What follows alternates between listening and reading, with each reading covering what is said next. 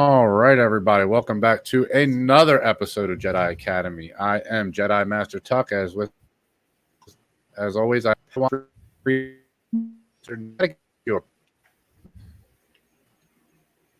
Yes. like Sith Lord Dell. Something we got to You were come up with choppy something. as shit, and I want you to know that. But yeah, how are you guys feeling? Good. Ready to talk about some Star Wars tonight, gentlemen? Got Bad Batch. Let's get into it. Mando. All right, guys, we will see you in just a moment. Please like and subscribe to the channel, guys, if you have not yet. We have a lot of trailer reactions and things coming out, so please hit that notification bell.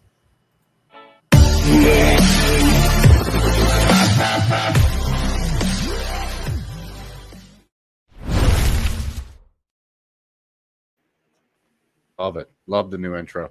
All right, guys. So let's get right into this. Bad Batch. I caught up on everything. I've caught up on this show.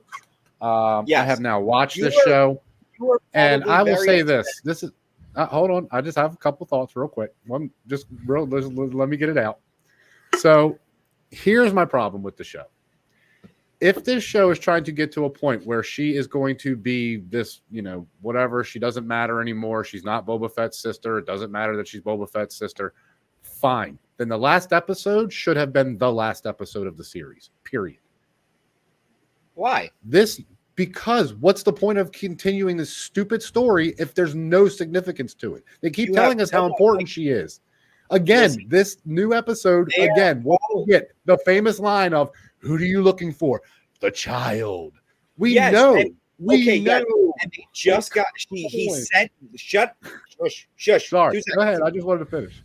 They sent out, you see Crosshairs at the end of this episode sending out the beacon. So he is trying to get word to Clone Force 99 that they are after the girl. What do you think is going to happen once the Clone Force 99 realizes where he is and what just happened to him? Do you not think that they're going to go straight there and fucking basically not hand her over, but they're going to basically just interact and fucking have to deal with this? I agree with you 100%. The problem with it is it's 15 episodes too damn late. I get it. I 100% understand. 15 episodes, way too late. That this season should have ended on this episode, I'd have been mad as shit. No, it should have ended last. All right, gentlemen, episode. what would you give the overall rating for this episode, Bad Batch, out of 10? 8.5. This particular episode, just by itself? Yeah, by itself. I mean, I'd be fair. I'd give it a 7. I mean, it's not like it was a bad episode. I was going to give it a 9. Bad. It's just, again, this story is going nowhere. And if Dave Filoni is just going to focus on trying to fix the sequel trilogy and every single show he does, I'm sick of it already. I'm tired of it in Mandalorian, and I'm tired of it in this show. What do you mean? Mandalorian was great. I understand, but at least Mandalorian, they're making it make sense with the story. This is just every episode. She's important. Why? We don't know yet. This episode, she's important. We don't know why yet. She's important. We still don't know why. I know why the doctor is important, because he does the experiments and he is trying to clone a force-using being through Grogu's blood. It makes total sense to the sequel trilogy. Nothing in this show makes any sense to the cloning part, except for the fact it loosely has to do with cloning. That's the only thing that connects. There's nothing that literally connects from Omega, Camino, and cloning to Mandalorian or episode 8 and 9, especially 9. There's just nothing that connects them. I really enjoyed this episode. I gave it a 9 out of 10. I thought it was pretty one of the more strong episodes they had. And I get your point, Don, but and my view was just as strong as yours, but I was thinking like this show to me is more catered towards kids. So they got to have the goofy episodes. So Clone Wars and Rebels, more serious. They had good stories. I was going to say, you can't really give that argument. Clone Wars. And it was Filoni too, so that, in my opinion, that's I don't know. I enjoyed this episode. I mean, hopefully they can finish strong fair. with the last I'm two. not saying people shouldn't like it. I'm just saying for me and what I wanted out of this, especially after loving the first season as much as I did, this show is this season is a huge disappointment. I 100% agree. But that's all. I don't hate the show. I don't hate it. Well, you could have fooled both of us on the panel. And look, I know, and I'm being mean. No, I'm being mean, but my point is just this isn't Clone Wars. This isn't Rebels. This isn't even Mandalorian with storytelling. It's not. It's different. It's an entire different story. Let's be real here. Look, let's be real here. Andor told a slower story in less episodes. Rebels was a different feel than Clone Wars was. Yep. I agree. Andor is slow as hell. Andor is super slow, don't you think? Sorry. I'm trying to balance it out. I'm trying to give you the counterpoint. Give me a second. Go ahead. I'm sorry. You're right. I'm sorry. God. Okay. Now I lost what I was about to say. Take your time. What I was trying to say was this show is not yes, Rebels and Clone Wars, they were not the same feel in shows. Rebels did feel a little more kiddish than Clone Wars did, and we all noticed that. Yes, the story was way better. Do I think they can still not salvage it, but make it make sense in 2 episodes? Yes. Am I going to be very upset that they have not brought back Gungi or the other clone commanders? Yeah, Rex, Cody. 100%. Yeah, there's no ifs, ands, or buts about that. But to say, like I said, I am at least they have progressed the story a little, and things are going to at least come to some form type of head of the show. Yes, we're not going to get everything tied in, but things are at least pointed in the direction where the Clone Force will be directed into the Empire. And for people like Don, I think if they would have shaved the season down, it would have been a lot more enjoyable for him. But yeah, if last episode would have been the last episode of the season, I probably would have been a lot happier. We got to take it for what it is, and I think my overall take is how like each episode, and yeah, there's like a handful I don't like, but there's also a bunch I do like, and the ones that I've enjoyed have been really, really good, and the ones that I haven't have been really, really bad. So, I have been trying to do that. My only problem again with it is he has been a proven director, a proven story writer, and a proven animated director in this world. So your point is because of how established he is, why is there all this crap and bad storytelling? Yes. Okay. You know why? Yes, basically. Yes, because he is spending way too much time trying to make a storyline that doesn't make sense, instead of telling a good story. Isn't he? He's working with Marvel as well. Like Filoni? No, he's not. No, he's spread too thin, like you said, working on the other projects that he likes. Sorry, wrong. No, this is all. That's what I'm saying. The storytelling is Filoni 100%, and he is the only person on Earth other than George Lucas that knows Star Wars inside and out. And for him to literally sacrifice story to tell this stupid cloning story and won't just tell the story is, I'm sorry, he doesn't get a pass on this one. He doesn't. He's too good. But it's because he's so good. That's why. It's because he's so good. 100%. That's all. And I was going to say, I'm not trying to tear him down. Sorry. If the viewership and everything is bad, and they do decide to do a 3rd season of that, they will take that into account and give us what they want. I hope they will. Yeah, and that's all we can think of. I will say, to end the talk for the Bad Batch, I will say that at least I am excited for what these next 2 episodes are. Whereas the last probably 3 episodes I've watched, I was not excited for next week. Yeah. Right. Cool. Right. You guys ready? So let's get into another topic real quick, guys, because I do have something I want to bring up real quick. So this might be a little more also controversial on the controversial side, but Dave Lindelof has officially left producing the new Star Wars movie. Yep. Yes. I have always said that Kathleen Kennedy should never be fired, but she should definitely step down and let somebody else take over. My position has officially changed. This is now the 8th director or producer that has left a project directly, because of her. She needs to go. It's time they fire her, in my opinion. I think it's fair to say she does need to go. We you just can't do this, and especially with a name like this, you just can't do this. You can't continue to do it. I'm a fan, and I don't want to see Star Wars go down and be like DC. Exactly. I don't want to see them become like DC, but it kind of feels like that's how it's going to go. Yeah. It does seem like it's heading for a downward spiral, but hopefully maybe we'll get a new director, or maybe someone. Well, we have a director. The director didn't leave. It's just the producer and writer is David Lindelof, and there's another guy. I can't remember his name now. But they both walked away from the project. They turned in a treatment apparently in February, and they didn't like it, and they said, we're done. Well, hopefully someone can make note who's higher up than us, obviously. Well, yeah. And look, again, it's not really that I want her to be fired. I don't even mind if she stays as like head of Lucasfilm. I just want somebody else head of creative. She cannot be part of creative. She cannot make decisions in creative.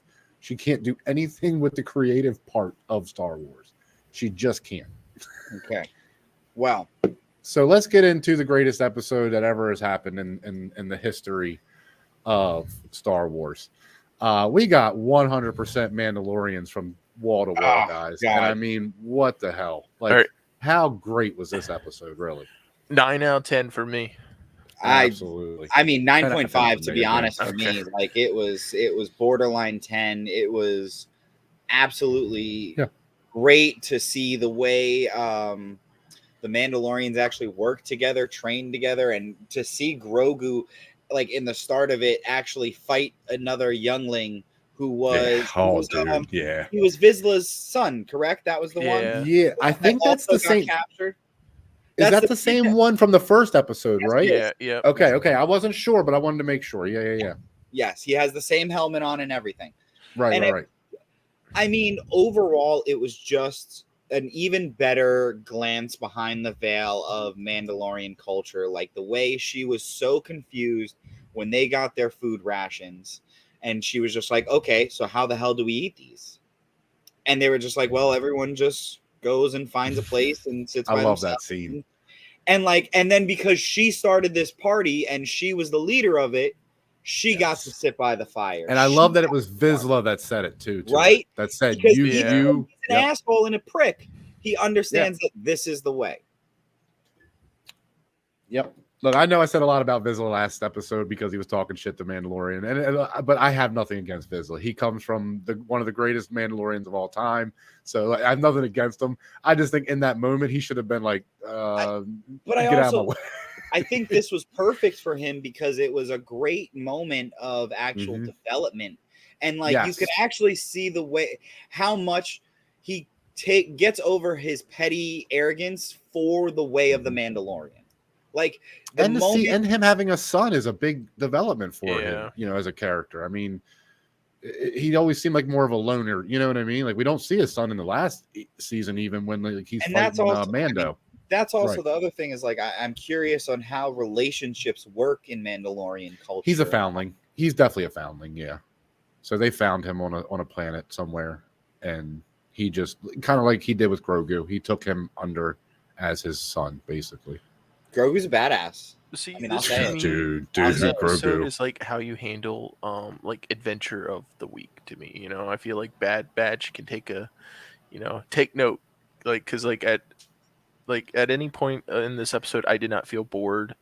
I felt like I wanted to know what was going to happen. I wanted to stay and see the end. I thought it was really well done. And even though it might have been semi-adventure of the week format, I just feel like there was so much actual context, even just for the people who were paying attention. Like I said, with the fireplace scene, with the scene when they finally actually get his son back, and Mando and Vizsla actually look at each other, and it's like, this is the way.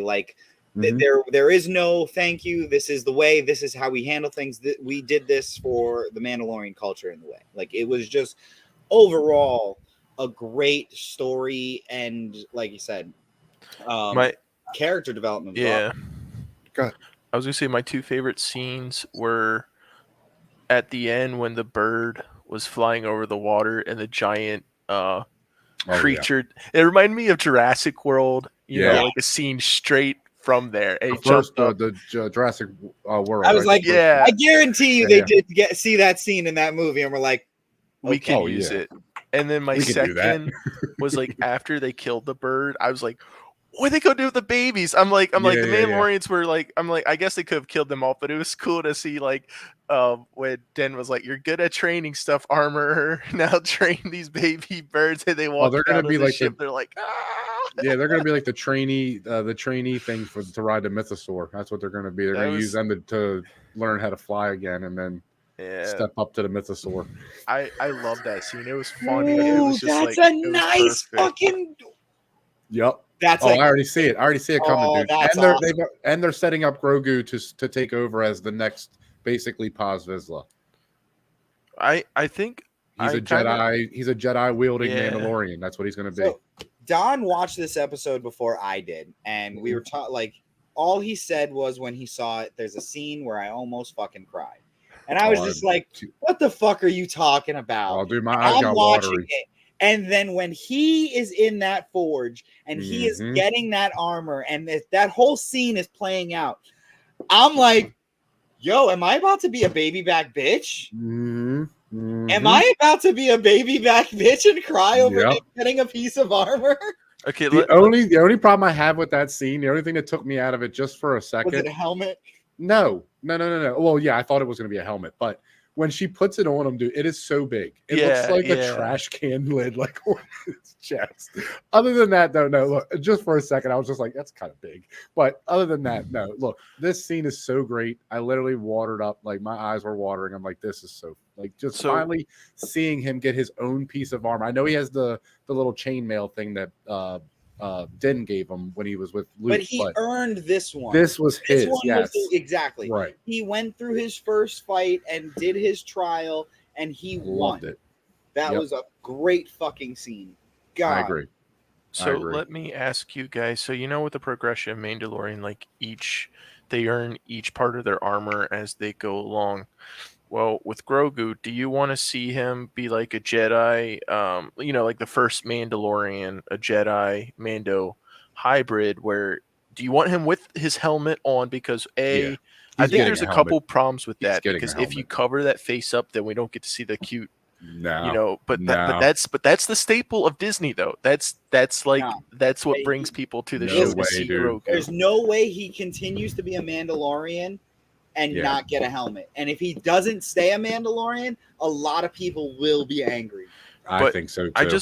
I just hope, because like right now, another thing is like if they add the helmet, like it's gonna look goofy unless they age him a little bit. No. Oh, he's gonna be older. I'm telling you, this show, I truly believe this show's gonna flash forward. I was gonna say, they're gonna flash forward, and then we'll get Ahsoka. Because we're supposed to be getting we're supposed to be getting a team up, like the New Republic, Ahsoka, Mando, Boba Fett. They're all supposed to team up at some point, and everybody thinks it's going to be Thrawn as like the big bad they have to go against. I'm thinking after that season, or after whatever they do with that, Din dies in that battle, and Grogu's on his own with the Mandalorians, and he has to grow up. I think they might because he's under the helmet anyway, so it's not like I think you can lose him. I really do at this point. But again, this is like 2-3 seasons. I don't think it's like next season. No, I think it's like 2-3 seasons away. Yeah. I don't see, because especially for how old Grogu will become. Like it's inevitable that Din's gonna die. And they would be right to show it in the show to at least have Grogu be able to deal with it on scene or on camera. Well, they didn't bring back an 800-year-old creature to have him just disappear. He is going to be the future of Star Wars. I'm talking about Din dying. Yeah. No, I'm just saying. Eventually, we're going to get him older. Like I really think that. I think we're going to see him grow. Yeah, and for sure. I was gonna say another criticism I saw was like how they handled the jumping of Grogu, because they say the way it looks like it's just they're throwing a puppet around. Yeah, the one scene that actually threw me off was when he picks up in the very beginning when he's looking at the crab rocks. Yeah, and when he picks it up and turns his hand, it looks very, very fake. Like there's a lot of scenes where there's one where he's like walking up Yeah, when he stands up, it's weird looking. Yeah. It's just so jarring. I'm like, you guys even when Din, so like when better. Din leans down to pick him up, when he touches the body, there's like it's like you can see the cut almost. You know what I mean? Like there's like a jerk.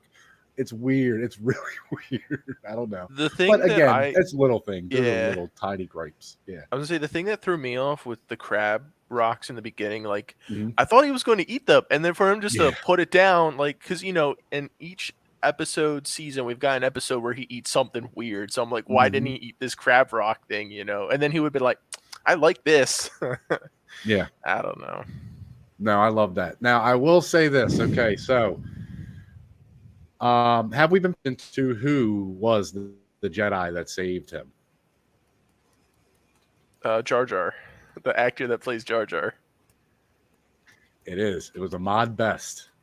Yeah, I thought the one that almost killed himself because of the fan base, and they brought him back and gave him his glory. I love that scene. A lot of people gave him a lot of hate for the Jedi, but that was a good scene. Like I really enjoyed that scene. Like I'm like he was like almost flawless. Like I felt like I was there with him on it. So when he picks up that other saber and he starts freaking winging cool. back with the laser blast at people, I was like, oh yeah, this dude's a beast. Then they get on the speeder and he's just going on. Just yeah. I really like this flashback scene, and I like that it wasn't quick because I thought it was going to end as soon as we saw him.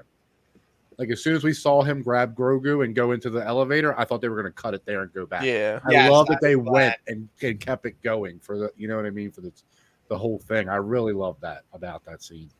So I guess he's in space somewhere alive. We don't know. We don't know. Yeah, we don't know. I was gonna say I don't know if he might have saved Grogu and then took one. We don't know. I don't know if that's how that. I mean, but they got to hyperspace though. Yeah. So I don't know. But he's not still with Grogu. That's my only thing is he's not still with Grogu. And you would think if he would I would assume if he's alive, he would have tried to stay with him or at least protect him. So, but I think that scene was good because it did show that there were like a handful of Jedis trying to save the younglings. I almost said Yinglings because there's this very meme out there that said Anakin throwing back, killing the Yinglings since him drink. Anyways, nice. But I thought it was cool because it showed that the Jedi just didn't forget about the younglings. That they tried to save them, but Grogu was the only one that they ended up saving. Yeah, no, again, overall, I mean, great adventure. I love Bo-Katan stepping up. I love, obviously, my two favorite scenes actually in this episode were the conversation with the armorer and Bo, and then the scene, obviously, with Grogu. Those were my, with the armorer. The armor, so, actually, the armor was probably the MVP of this episode, honestly. I'm surprised she told the armor about the mythosaur. Dude, do you think she believes her? Mm-hmm. Mm-hmm. Yeah. Yeah, the armor doesn't cut corners. She would have called her out immediately, like, "Yeah, you're lying." But she was like, "This is the way." Yeah. I think we're like I said, I think we are leading to Din and Bo-Katan sort of co-running Mandalore the way they want. Like, look, if you don't want to take your helmet off, you don't have to. If you want to take your helmet off, you can. And eventually we're getting to Grogu being the leader of Mandalorians. I truly believe that. I know I do because he like I said, he's like the original Mandalorian, or not the original Mandalorian, but Tar Vizsla. Yes. As far as that he has force powers and he's a Mandalorian now. Takes the creed, he will be.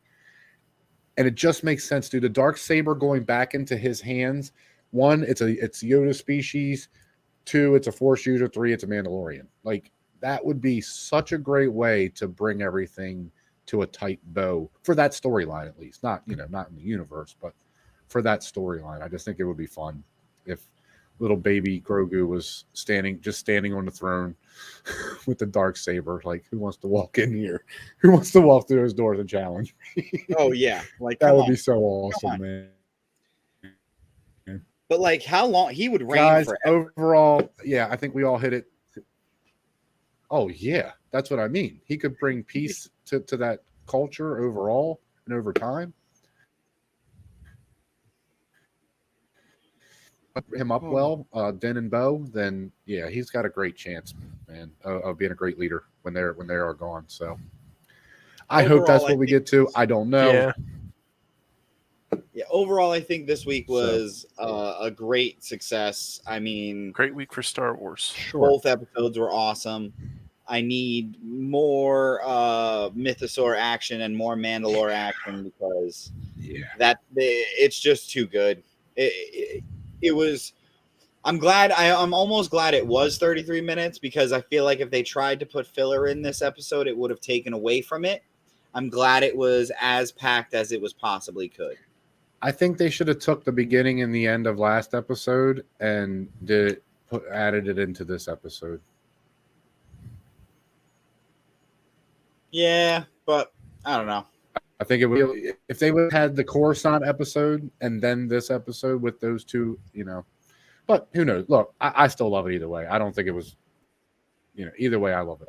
I'm happy. But guys, let us know what you think because we don't know. We're just idiots talking about Star Wars online. We don't know shit. Hell no. So let us know what you guys think below. Comment down below. Again, please like and subscribe to the channel, guys. We are still trying to get to 1,000 subscribers, so please help us out there. Yeah, we are. We are definitely moving. I am Jedi Master Tuck, Padawan Frito, Mr. Noah Dell. Let them know where they can find you guys. You can find me here on the Multiverse of Geekdom on Thursday, my show for the Gaming in the Multiverse, as well as Sunday's wrap-up show, Padawan Frito on Twitch, Twitter, Instagram, all of the above. Check me out. You can find me on the Jedi Academy and on our Sunday night show. Absolutely. And you guys can find me, as always, on Twitter at Jedi Master Tuck. You can find me in the Facebook groups, Benverse, Titans of the Turf, Multiverse of Geekdom. You can also find me on Twitter. Find Multiverse of Geekdom on Twitter. Also find Titans of the Turf on Twitter, Instagram. We are in the process of doing a TikTok. It's up, but we don't. It's a process, guys. We're not too savvy. No.